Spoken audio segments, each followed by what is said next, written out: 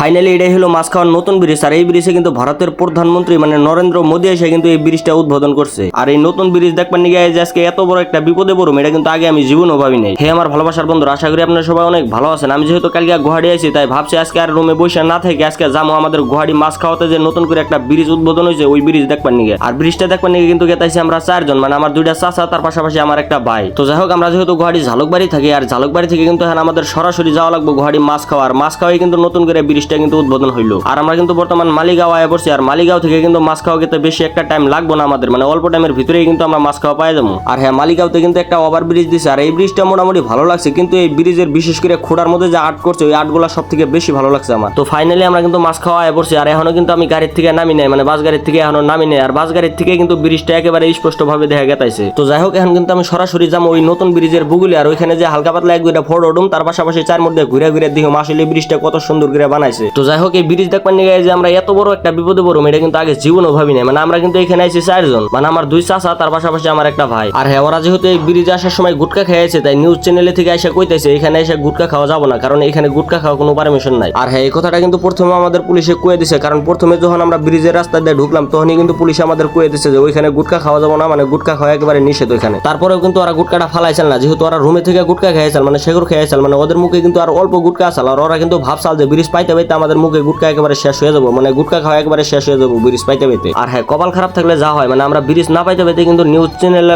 এসে কিন্তু ওদের ধরে হালায়। তো যাই হোক এই কামটা কিন্তু আসলে খুবই খারাপ হয়েছে, কারণ এখানে যারা আপনারা আবেন তারা কিন্তু কোনোদিন এখানে গুটকা খাইবেন না, কারণ এটা হলো আসামের সম্পদ। আর এগুলা দেখে শোনা রাখার দায়িত্ব কিন্তু আমাদেরও। আর এখানে কিন্তু আমি গুটকা খাই আহি নাই, কারণ আমি এমনিতেই গুটকা খাই না, কিন্তু আমার সাথে যে আমার দুইটা চাচা তার পাশাপাশি একটা যে ভাই আছে ওরাই কিন্তু এখানে গুটকা খেয়ে আইছিল। আর আমরা কিন্তু এখানে মোটামুটি মেলা টাইম ঘুরলাম, তার পাশাপাশি ফটো কয়েকটা উঠলাম, উঠে আসলে দেখলাম যে এই দৃশ্যটা কিন্তু অনেক সুন্দর। মানে আপনারা যদি এখানে আসেন মনে করবেন না জানি ডুবাই আইছেন। আর এখানে শুধু আমরা না, আমাদের পাশাপাশি কিন্তু অনেক মানুষ এই ব্রিজটা দেখবার নিয়ে আসে। আর এখানে এসে কিন্তু ফটো তার পাশাপাশি রিলস ভিডিও এগুলা কিন্তু বানাইতেছে। এক কথায় কবার গেলে ব্রিজটা অনেক সুন্দর। তো যাই হোক আজকের মতো ভিডিও এই পর্যন্তই। সুস্থ থাকবেন, ভালো থাকবেন, আল্লাহ হাফেজ।